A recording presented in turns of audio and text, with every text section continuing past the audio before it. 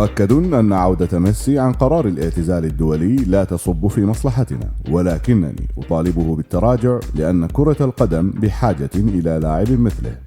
هذه هي الكلمات التي صدرت عن المدرب الجديد للمنتخب البرازيلي تيتي، والذي انضم إلى الحملة العالمية التي تناشد نجم برشلونة بالعدول عن قراره. الأرجنتين بحضور ميسي فشلت في 4 نهائيات متتالية، في كوبا أمريكا 2007 على يد البرازيل، ثم في مونديال البرازيل 2014 على يد ألمانيا، فضلا عن الخسارة مرتين أمام تشيلي في كوبا أمريكا في النسختين الماضيتين. أضم صوتي إلى الأصوات التي تناشد ليونيل ميسي بالبقاء ضمن المنتخب الأرجنتيني. كرة القدم بحاجة إلى لاعب مثله، حتى لو كان ذلك على الصعيد الفني ليس في صالح المنتخب البرازيلي.